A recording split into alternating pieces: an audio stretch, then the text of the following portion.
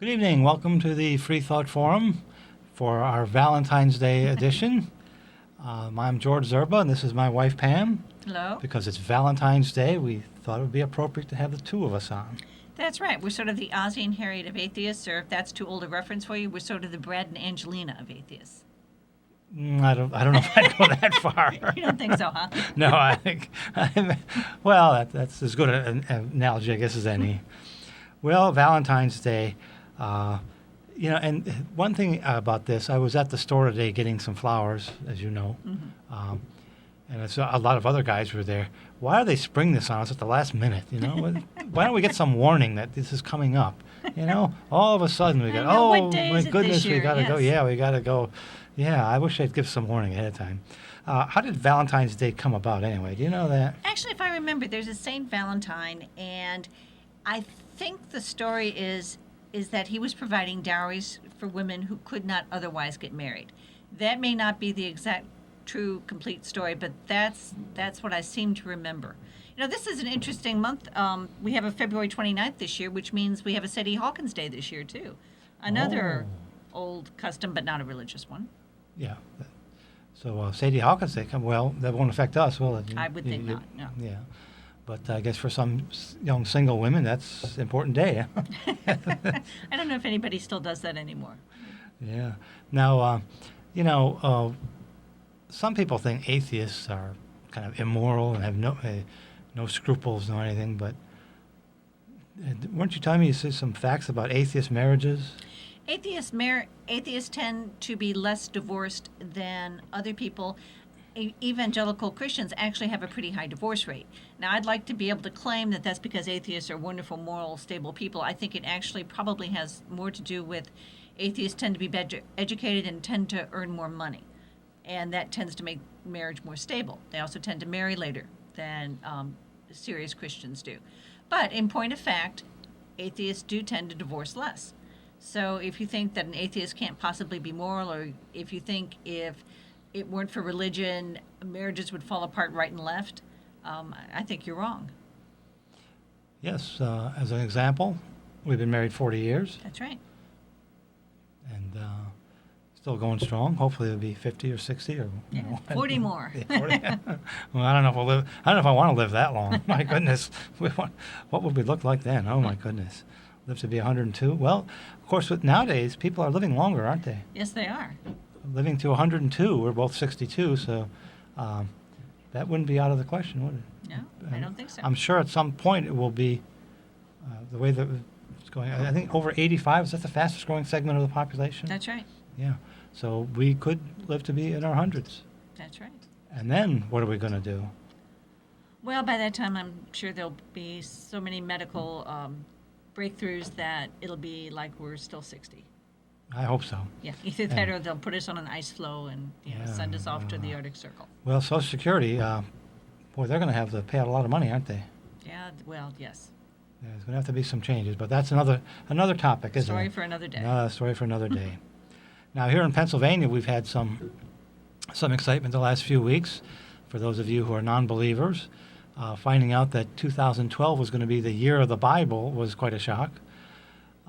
This has come to our attention that this was done in a rather seedy fashion, I think. Our understanding was that in the past, these types of resolutions about Daffodil Day or Milk Day or honoring a team that won a championship, honoring the Phillies or the Steelers, was a resolution that a representative would put in. It would be, and they would have to vote on each one of these individually. So they would, first thing on Monday morning, they would spend an hour or more just hitting yes, on their button, yes, we vote for this, yes. And I understand it was a bipartisan agreement when the Republicans came in that they would stop this practice. What they would do is they would put all these resolutions, which are non-controversial. That's why this is called a non-controversial resolution, by the way. And they would put them all together, one lump sum, and the speaker and the minority leader would go over them, make sure there was nothing questionable in there, and they would vote on them en bloc. Just we hit yes once, and that was it. You were done. Now, once again, these were all non-controversial things, honoring a disease or something like that. Now, this Representative Saccone apparently slipped this in there, and no one. Sounds like nobody reads these things. Even the people who are supposed to be checking them out don't bother reading them because they're just non-controversial things. Who's going to object to Daffodil Day or, honoring the cheerleading squad from some high school or something? And so it got slipped in there, and everybody voted yes, and that's why it was unanimous. After that happened, some of the representatives started getting phone calls saying, "Why did you vote for this?" And they said, "I didn't vote for that." They checked into it and said, well, in fact, you did vote for that because it was a part of that big package. So yesterday, Mark Cohen, representative from, I believe, the Philadelphia area, said that he held a press conference saying he would introduce a resolution to, I believe, rescind this or recall it, whatever the wording they use there to cancel this. And several people spoke at the press conference and saying that they were sorry, not only Mark Cohen, but Babette Joseph spoke saying they were sorry they voted for this. They really didn't read it, and they kind of slipped it in there. And they would never vote for something like this had it been a separate motion and been going through the normal process. So they held a press conference saying they're going to do this, and I think later on this week they're going to introduce this, and we'll see if it gets recalled. But the year of the Bible, it seems like. My first thought was, boy, what a waste of time that they wasted time on this. Well, they didn't really waste time on it. It's just that one yes vote for the whole thing, for the whole package. And no one really looked at it that way. But the year of the Bible is so offensive. If you read the whole, it's H.R. 535. If you read it, it goes on to say things like we should study the Bible, we should read the Bible and take lessons. The government has no place telling us to read any book, any religious book. That's up to the individual. The objection would be the same if it had been the year of the Koran or the year of, I don't know, of the Talmud. It doesn't matter that it's the year of the Bible. This is especially because atheists are opposed to Christianity. It's any religious text. Yeah. Why don't you tell them some of the other people who were up there? Well, let's see. We had speakers showed up, the two representatives. Now, there was a representative from the Council of Churches, I believe, Ms. Strauss. I don't have that information with me.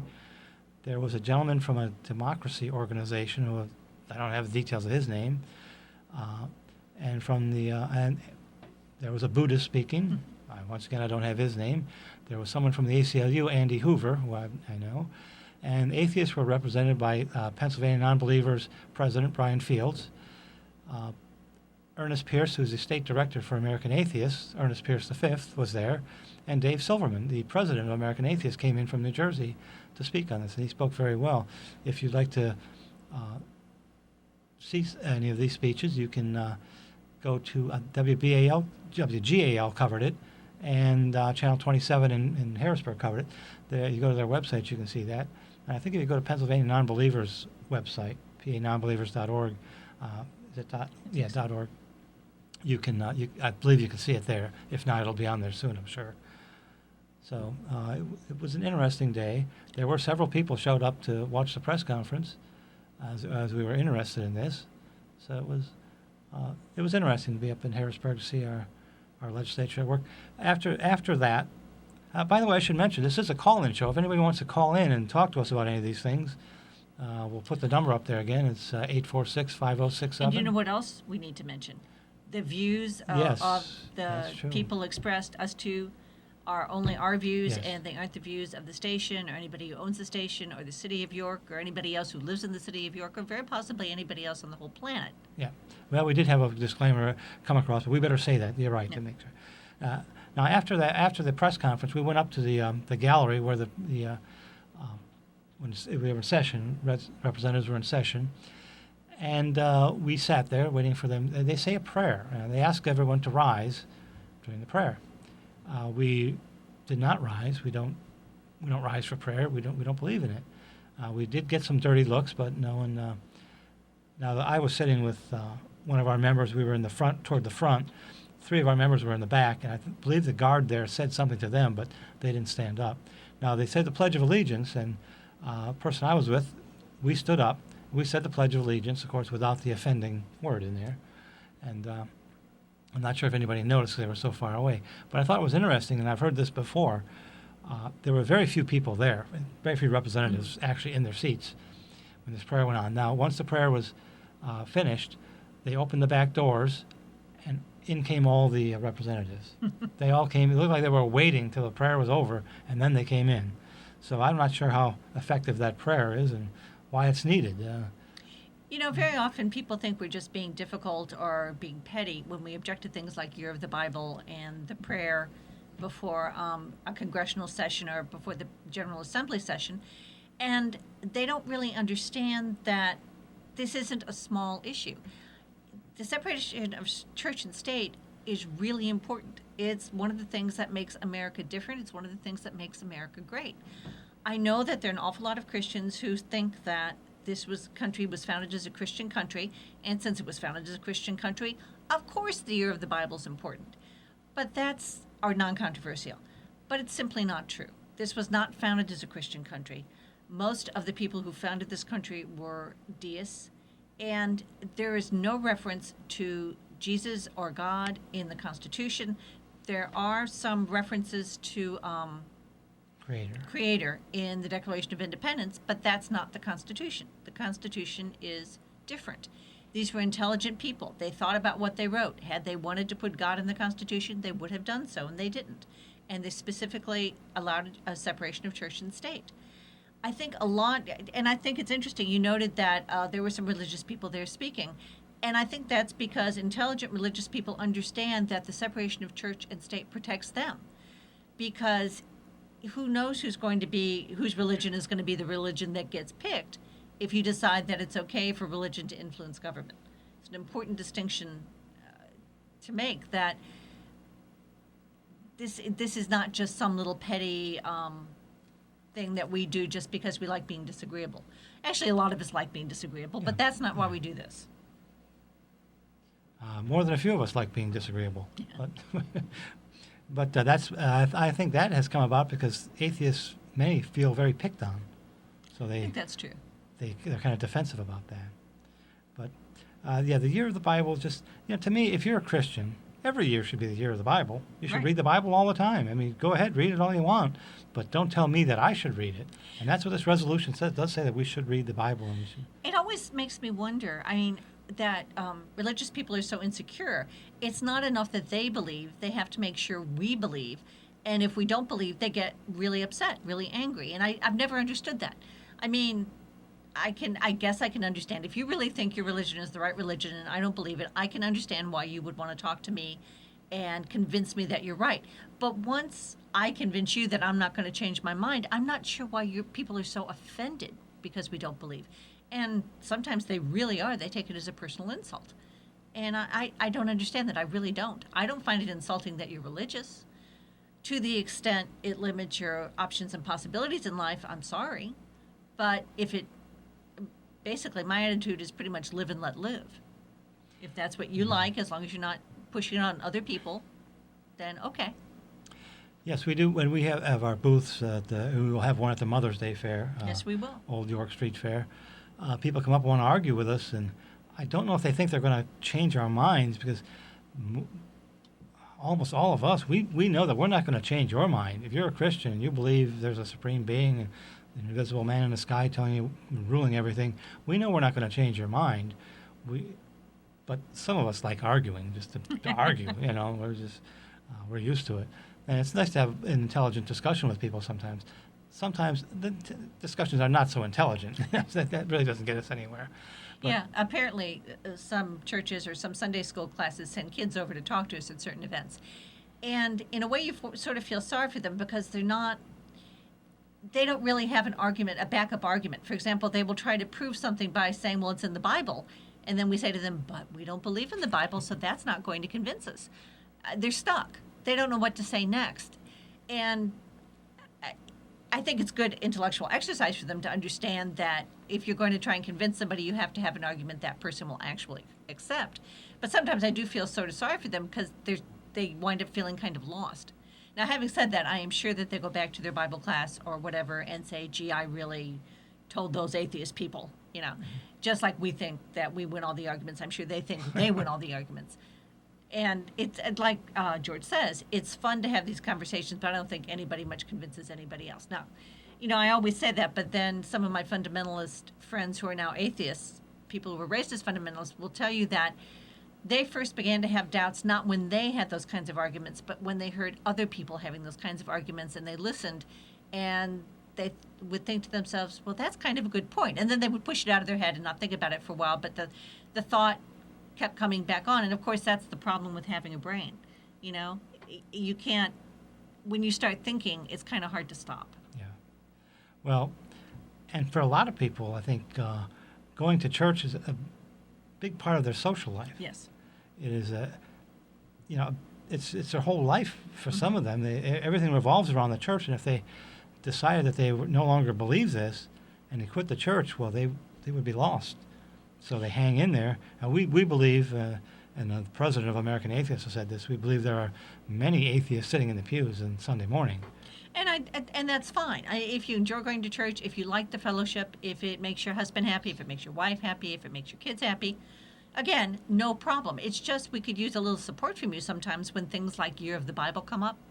It's kind of lonely sometimes being one of the few out there saying, no, wait, this isn't right. This isn't what America's all about. Some of you people who go to church but secretly think we're right, give us a little help from time to time. It's interesting. I've been a pretty open atheist for a while, and people I work with know that I'm an atheist. If anybody's watching tonight, hi, everybody.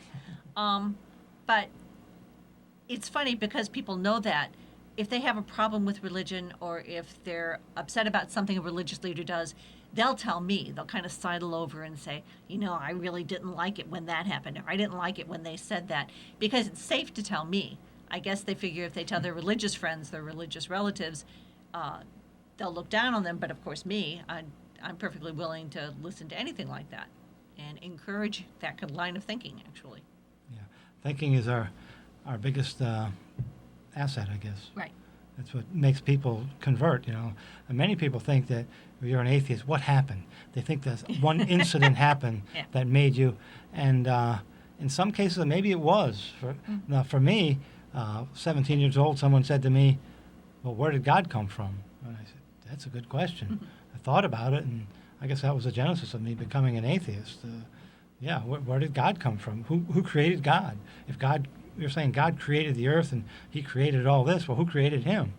Well, logic led me to say, well, no, but this just happened. We don't know how it got here, but it's here. We know the earth is here. We know people exist. We know natural phenomenon happen, wind and rain, and the sun comes up every morning, So and people say, well, where did it come from? They use the fallacy that if I don't have an answer for that, well, then your answer must be right. Well, no, you don't have an answer. You say God did it. Well, that doesn't prove anything. That doesn't prove anything to me. I mean, or anybody who's an atheist like us.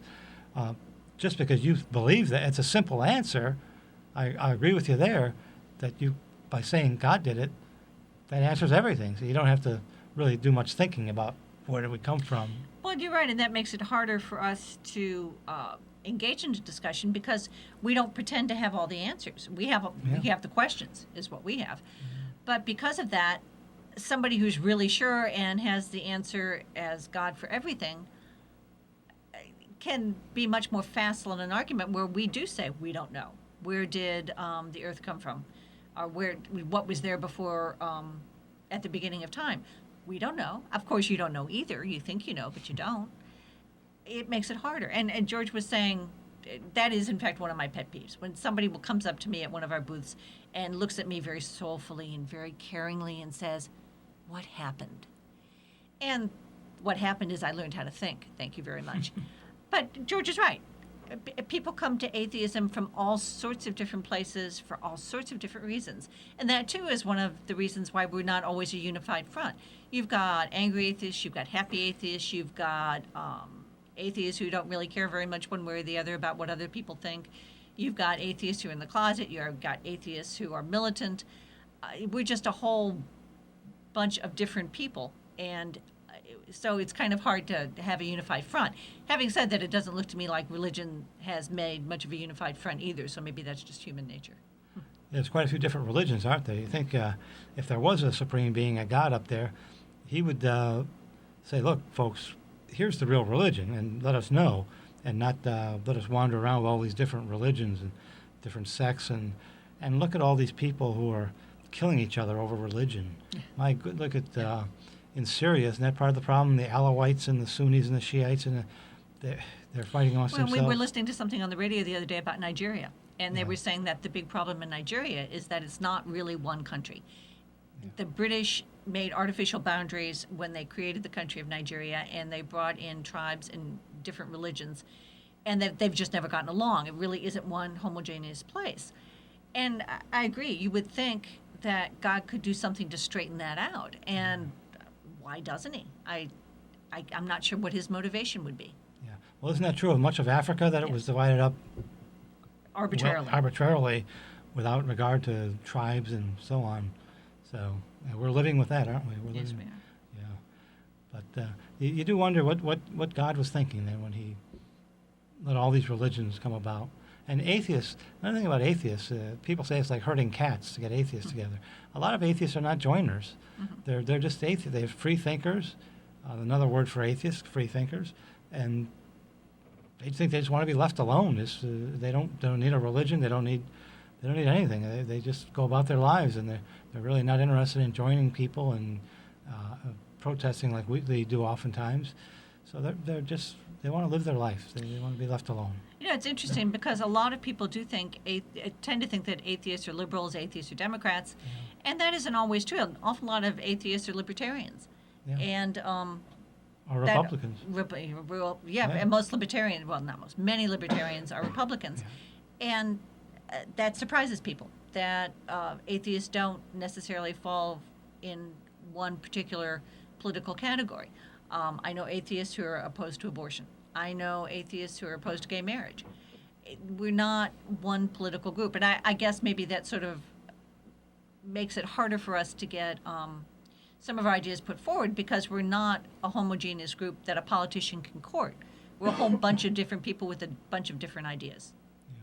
Although we are the most hated group, the survey showed that a large percentage of people, I don't have the exact number, would not vote for an atheist for office. I think it is the largest subgroup that people have said that they won't vote for, which is really too bad. Atheists tend to be educated people.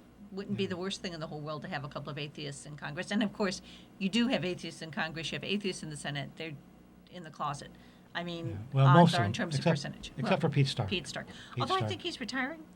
He might right? be. I think he is. I didn't keep track of that. So we need to find another one. Yeah, at least one. Yeah. Now, speaking of politics, boy, religion got involved in politics the last couple of weeks, didn't they? Especially with the birth control. Yes. Now, I find it ironic that the Catholic Church said this has violated their conscience to have to provide birth control. Well, surveys I've heard said 98% of Catholic women at some point in their life will use birth control. So, obviously, the Catholics are not worried about banning birth control. Well, and I think this is a larger and complicated issue. The issue is, at what point does your religion get to dictate what you do, how the law works? For example, in France right now, they are banning women from wearing Muslim garb. Mm-hmm. Should they be able to do that? Actually, off the top of my head, I would say, gee, no, they shouldn't. And there are other issues too. For example, even in this the medical sphere, should Christian scientists be allowed to refuse to offer any kind of medical care to their employees? Christian scientists don't believe in medicine. As a matter of fact, the Christian Science Church or the Christian Science Monitor offer health care to their employees. Somebody else thought to ask them that question. What about Jehovah's Witnesses? I used to work for a guy who was a Jehovah's Witness. He was the president of the company. Should he have demanded a health insurance policy that didn't allow transfusions?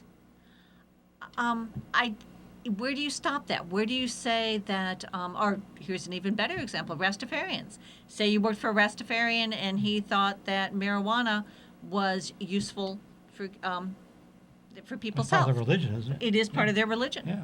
So should they be allowed to offer that to their employees? Should they be allowed to smoke marijuana?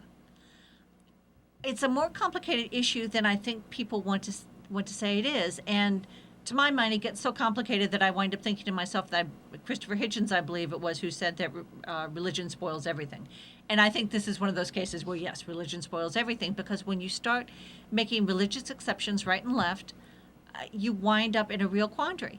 The churches are concerned, many churches are concerned that they will be forced to marry gay people if the Gay Marriage Acts pass. We know that's not true. We know they can make exceptions. But to my mind, what that really brings up is that churches shouldn't have any official role in marriage. We should do as they do in Europe, where people who want to get married go to the courthouse, they get married, and if they want to have a religious ceremony, they go have a religious ceremony. But you don't have to. It is standard to be married in the courthouse, and that's where marriage actually takes place. I think that makes much more sense. It is hard to do, but it's hard to separate. Religion is so entwined in so many things. I mean, when you look at the issue of the Catholic Church and contraception in its medical plans, remember, you're talking about Catholic hospitals, you're talking about Catholic universities. Do the doctors who practice at those Catholic hospitals not prescribe birth control to their patients? I'll bet you an awful lot of them do. Well, the Catholic Church probably shouldn't allow that if they want to be consistent. And how many places in this country are Catholic hospitals the only hospitals, are the major hospital, the hospital they take you if you're in an ambulance? So if the Catholic hospitals are allowed not to prescribe things that are standards, normal standards for treatment, and there isn't any other hospital to go to, well, that's a problem. And that's a problem of the way our healthcare system has been set up. That, in fact, religious hospitals, Catholic hospitals in particular, are now playing such a large role. To what extent do then, if you go to a Catholic hospital and maybe you don't have much choice, do you have to abide by the rules of the Catholic religion even though you're not a Catholic? There was the incident, I guess it was probably about a year ago now, in Arizona, where the Catholic hospital got in a lot of trouble because when a pregnant woman was in bad shape, they allowed her to live instead of her child. That's against Catholic doctrine. In Catholic doctrine, the child's life is always more important. And the nun who ran the church, got in a lot of trouble with the Catholic Church. They were talking about excommunicating her.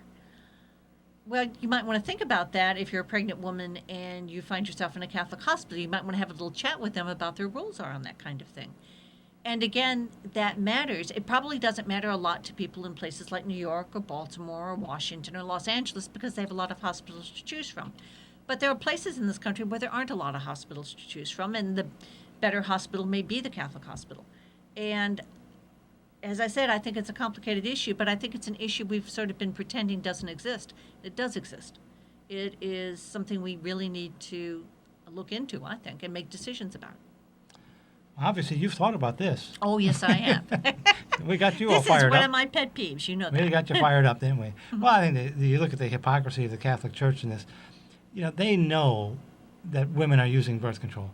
As Chris Matthews has pointed out several times, you go look in the pews now, you don't see families with 8, 9, 10 kids. You see them with 2 and 3. Something's going on. Yeah. And what's going on is they're using birth control.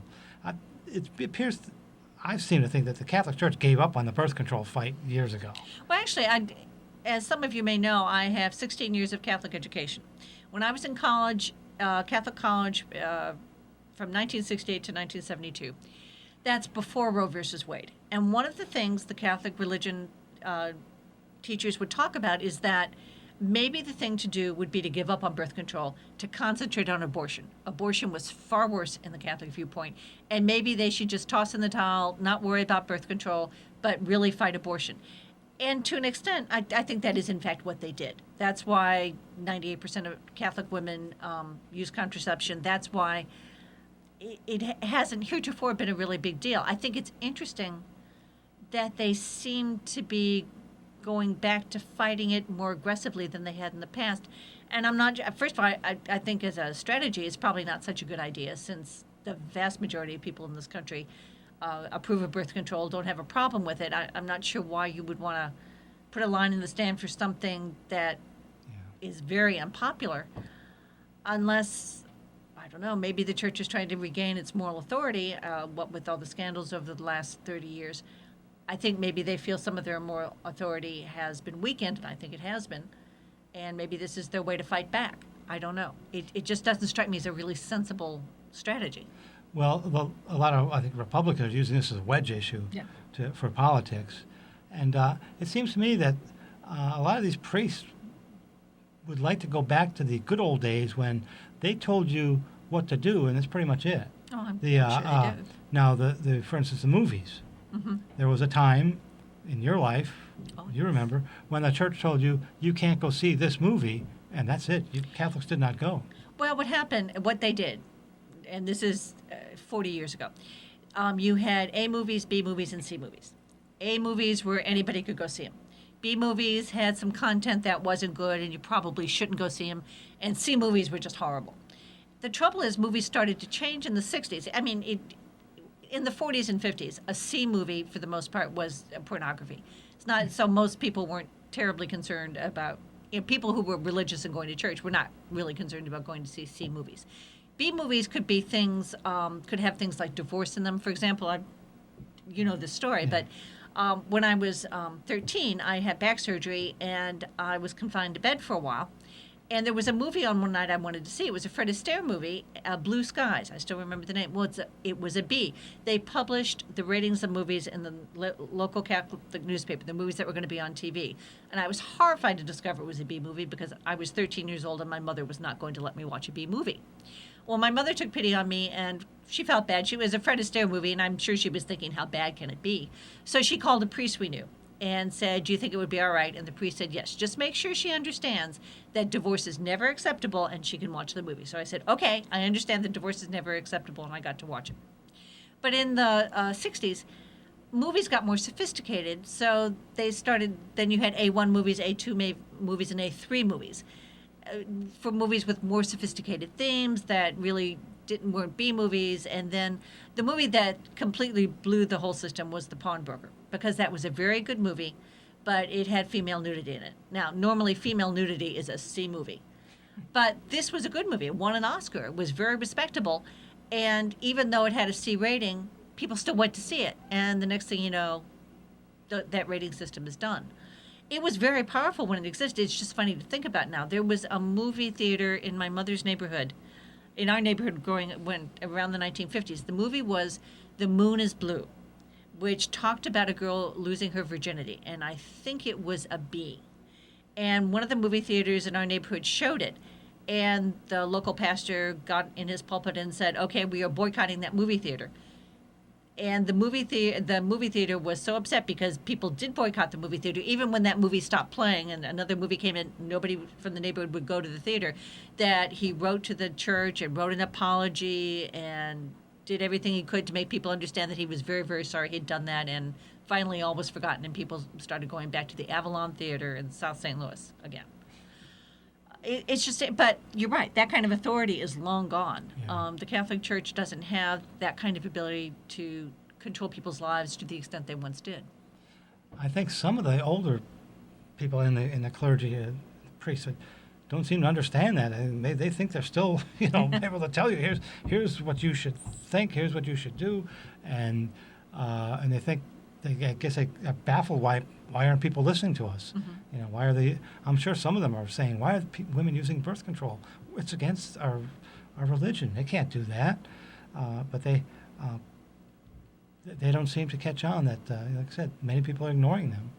The movies thing was crazy. Mm-hmm. I mean, Maryland had a movie. What was that called? The movie? The censor board. Censor board, yeah, run by a lady named Mary Avara, Mm-hmm. who some of us thought were crazy, and others thought was a shining light. Someone asked her once. They said, you see all these movies, and you've got to determine which ones can be shown and can't be shown. Mm-hmm. If they're so have such a deleterious effect on people, why are you watching them? She said, well, I had a proper upbringing, and I know how to watch and distinguish it. So, but that eventually the censor board went by the wayside. And for pretty much the same reason the Catholic rating system did too, because it just got too hard to rate movies. There were sophisticated movies that technically by the black and white rules should have been C's. There were crummy movies that technically managed to be A's, and it just got to the point that it was craziness and nobody was paying attention to it anyway. Well, like I said, I'm sure those priests feel the loss of power there and wondering what happened. How did we let this slip away?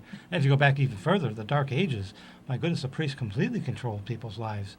As a matter of fact, I think, weren't they, in many cases, the only people who could read and write? That's right. And so people had to listen to them. I mean, how else would they get information? You know? That's why we call it the Dark Ages. I don't even want to go back to that.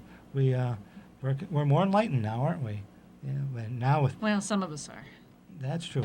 And now with the internet, my goodness, well, internet, I don't know, good or bad. I don't know. Oh, I think good. Yeah, overall good, yes. But there are so many things on the internet that are just bogus, you know. I heard someone a quote from Abraham Lincoln that he said, "Don't believe everything you read on the internet." You know. Now that brings me to quotes. I understand many of these quotes, like Rick Saccone, the gentleman who introduced the Year of the Bible. He had many quotes. Some of them, I wonder, are they real quotes? Because so often you hear people quote someone, and it turns out, well, they never said it. Right. And you ask them for sources. Where'd you get this? They can't give you a source.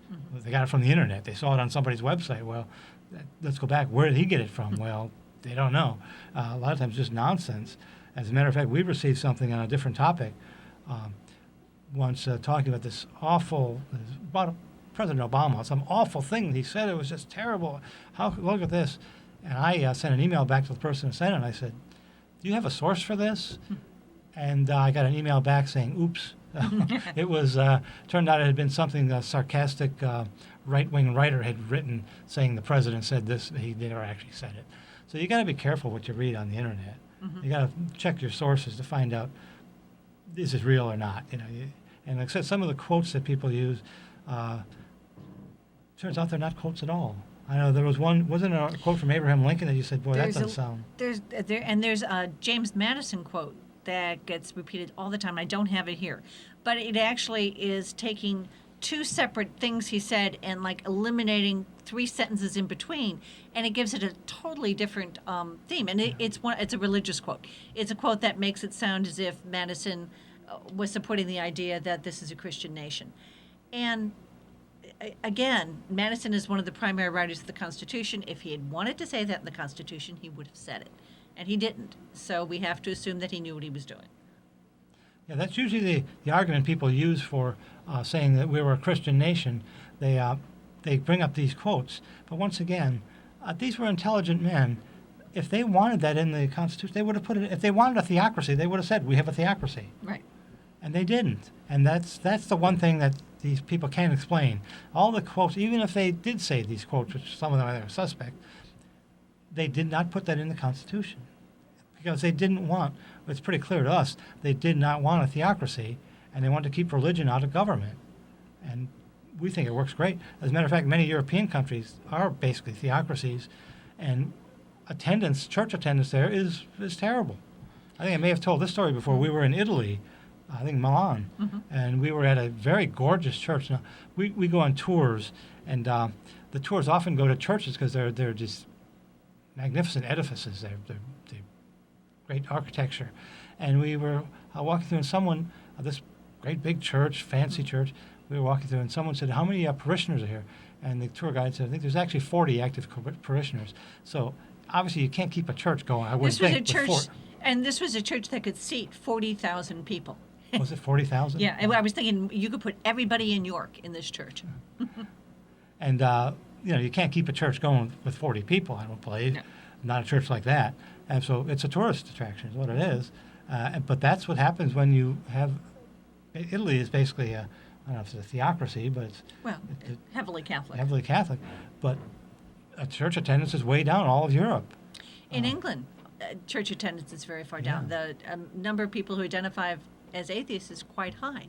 It's ironic that people who fight against the separation of church and state have benefited.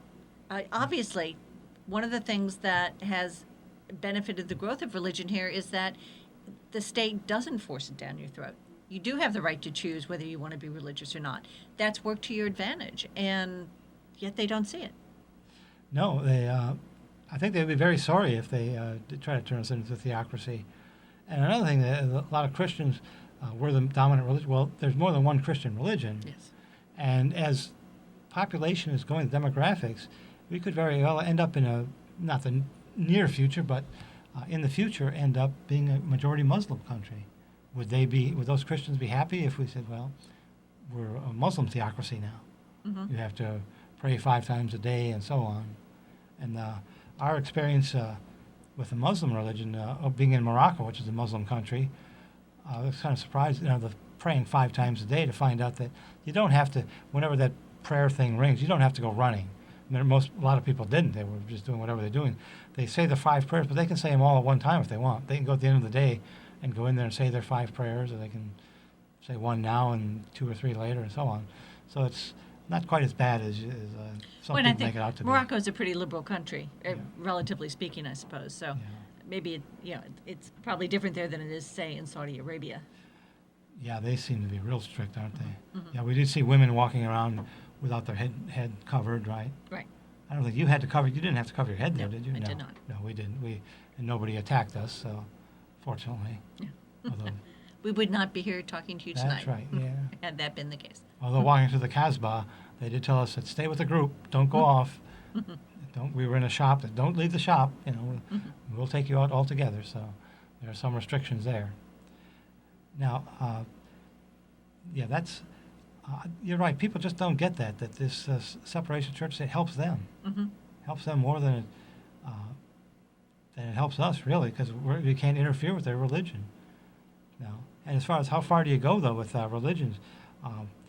Now, Rastafarians, if you want to smoke marijuana, do we allow that? It's their religion. Well, that's right. And there are religions that have supported the abuse of children. There are religions that do all sorts of things that most people don't approve of. The Mormon religion, a lot of people were very unhappy in the 1880s and 1890s because Mormons were allowed more than one wife. Yeah. But it's their religion.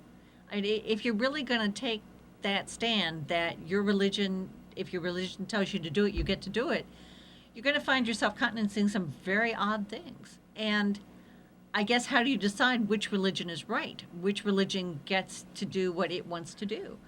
I don't know how you do that. And that, I'm saying it's a complicated issue, I guess. It's more complicated than people make it sound.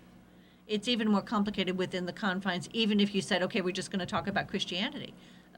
Catholics and contraception, that's a big chunk of Christianity. There are Christian religions that don't allow people to drink alcohol. There are Christian religions that don't allow people to dance.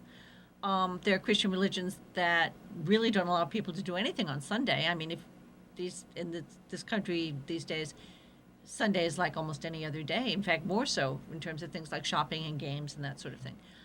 So this whole idea of my religion says I should do it, therefore I get to, isn't as easy as people make it sound. Yeah, we have a lot of, we've done away with a lot of the blue laws most states have, which we think was crazy because for some people, especially people who worked in retail like I did for a while, you're working 6 days a week. Sunday's the only day you got off. When are you going to shop, You need to have time off. You should be able to do whatever you want on Sunday.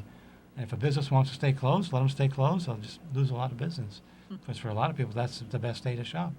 They have other things to do throughout the week, and then maybe Saturday they're busy with the kids' football game or soccer game, or so Sunday's the day they go out and do some shopping.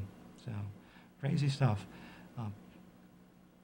Now we had a list of things we wanted to go through. I think we're getting near the end, aren't we? We are? But we've got time to go here, so we can always talk about stuff. Oh, sure. Yeah. Talk about especially the Catholic Church. I mentioned earlier the hypocrisy of these people. They've lost the battle on contraception. People just don't believe it anymore, and you wonder how long can the Catholic Church go on pretending that they have this moral authority when people are ignoring them. At some point, it says to me, when do you stop becoming a Catholic? If you no longer believe in birth control, which is Catholicism, and abortion, there are Catholics who are pro-choice, live in abortion. What point do you cease being a Catholic?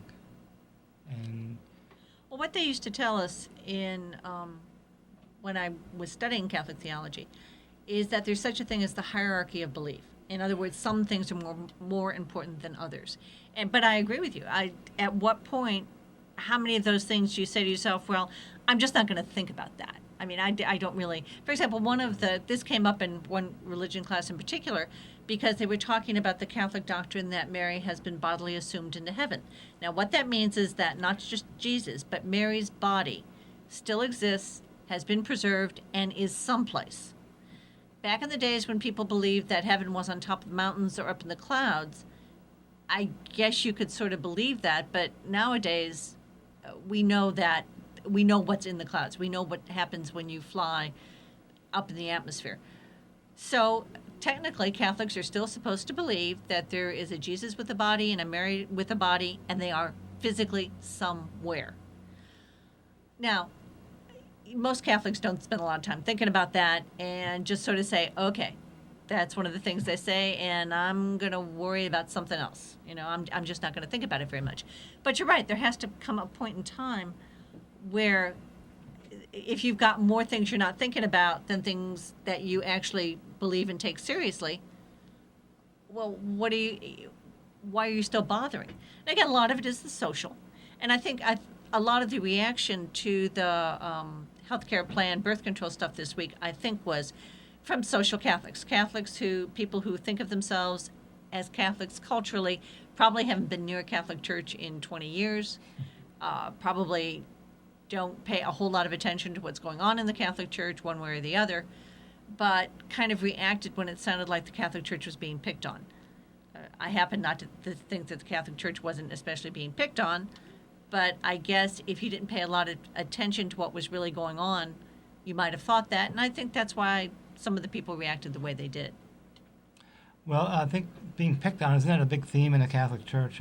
Well, I think a lot of religions. I think not just Yeah. Catholics, but I think a lot of religious people think, oh, they're picking on our religion.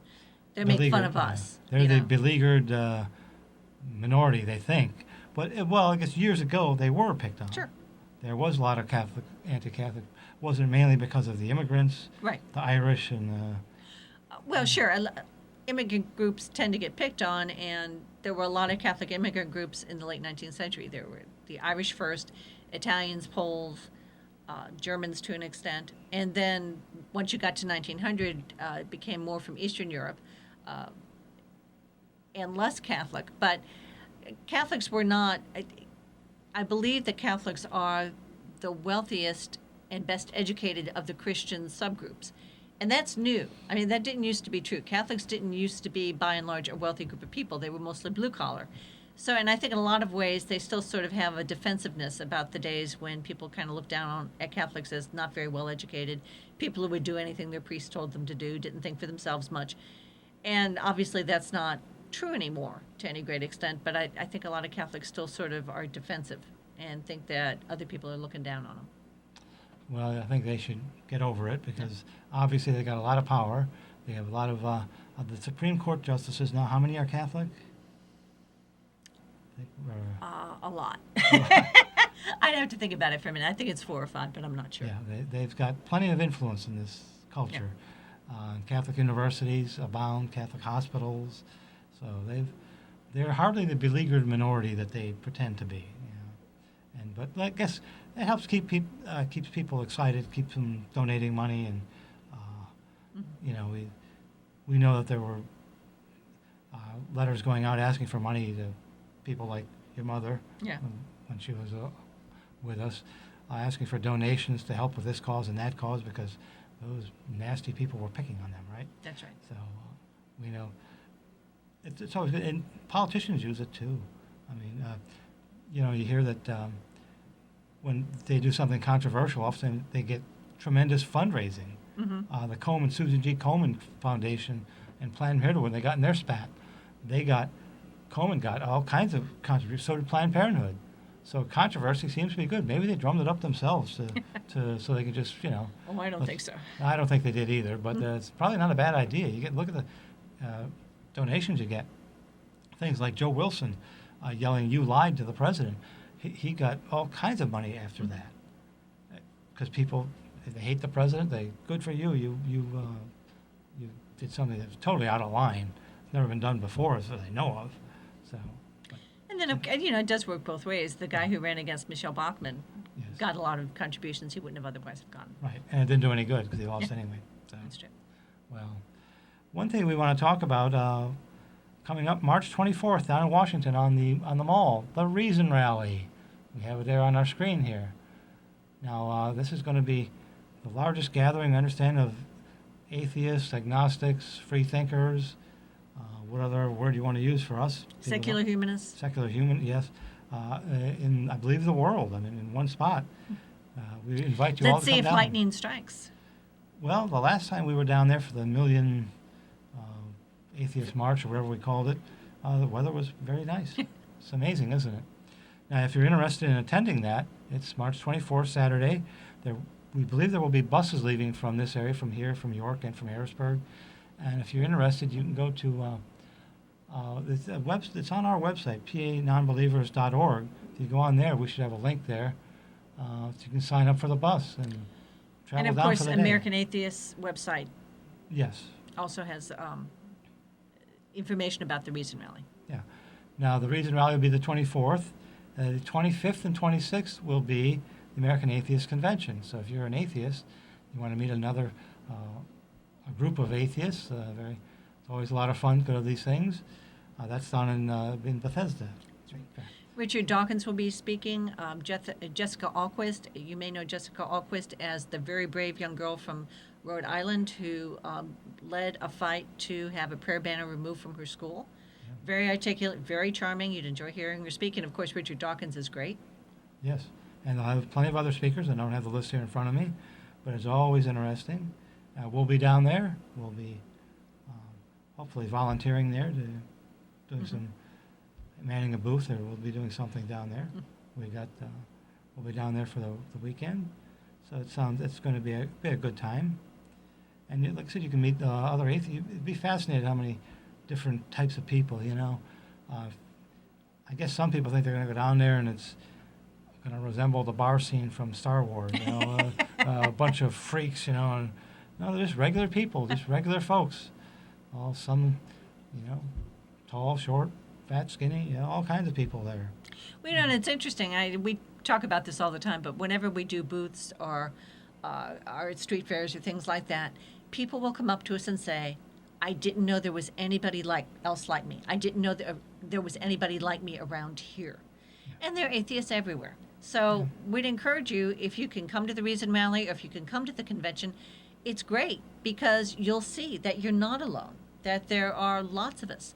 A friend of mine sent me a link today. Apparently in Dallas there is a billboard that says something along the general lines of, if you're an atheist, you're not alone, and it's caused all sorts of excitement. Ministers are really angry about it, and that seems to me a pretty benign message. But I guess it shows you how insecure they are, that they find that scary, that atheists should start looking around and realizing that they aren't a tiny little minority, that people who, and again, depending on how you count, if you're an atheist, if you're a secular humanist, if you don't really believe, or if you just don't care, there are a lot of people out there like you who aren't interested in letting religion dominate their lives, who want to think for themselves. You don't have to feel like you're the only person in the whole world. In terms of which, you can come to one of our Pennsylvania Nonbelievers meetings. We meet here in New York the first Saturday of the month at 10 o'clock at the Carriage House behind the Unitarian Universalist Church on South George Street. And you can talk about the rest of the meetings. Yeah, well, if I had them all in my head, the second Thursday every month we meet in Lemoyne at the Isaacs in Lemoyne. If you want to head up there. Now, we have other meetings. They're on our website, panonbelievers.org. If most people are watching us are in the York area, so I think those two meetings would be most appropriate. We also have meetings in Lancaster the last Wednesday of the month. That's also at Isaacs.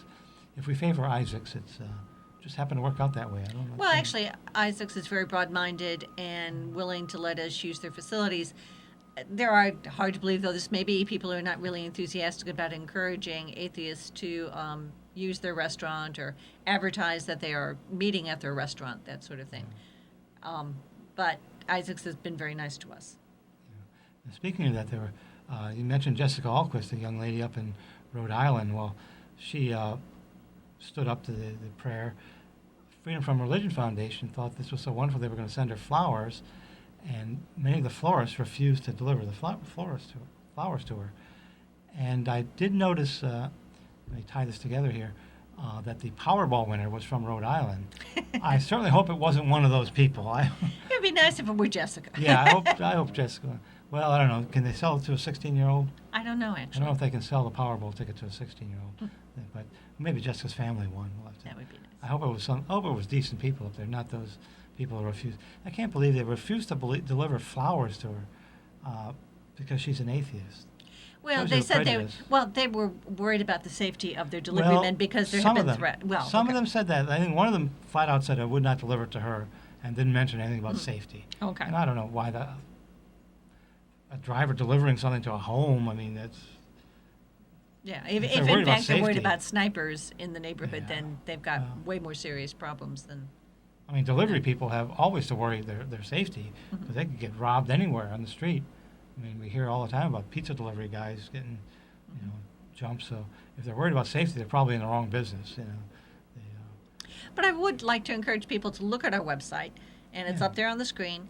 It'll tell you about our activities. It'll tell you what's going on in the world of atheists in central Pennsylvania, and that there is a world of atheists in central Pennsylvania. yeah. So, again, if you're feeling lonely, if you'd like like-minded people to talk to, go ahead and take a look. Even if you can't come to a meeting, you can friend us on Facebook, and we have interesting stuff there. Don't have to feel like you're all by yourself, that you're the only atheist in the whole world.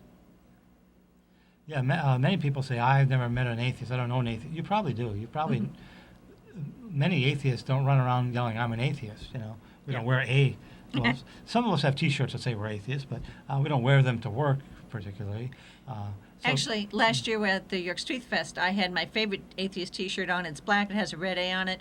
And I heard someone say to someone else as I walked past, "Oh, it means she's an actuary."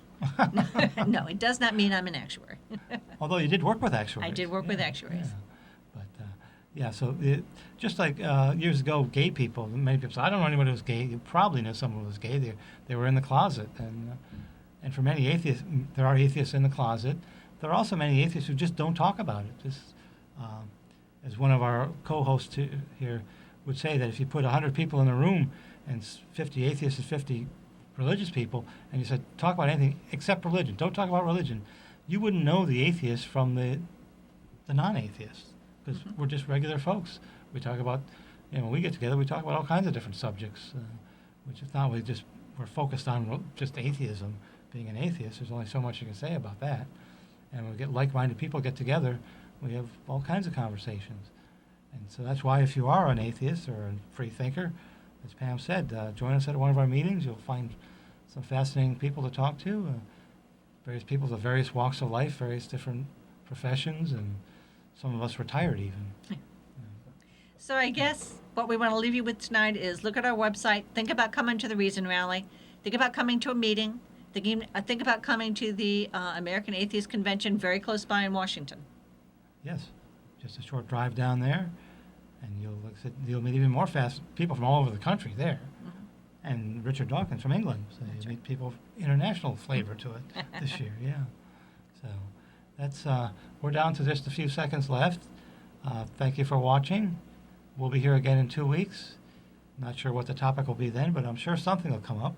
Oh, Seems yes. to be there's Something always something in the does. news, yes. And we've got about 10 seconds left. We'll say goodbye to everyone. Thanks once again for watching, and I hope you enjoyed this, and see us in 2 weeks. Every second and fourth Tuesday every month, we'll be here. So come and join us in one of our meetings.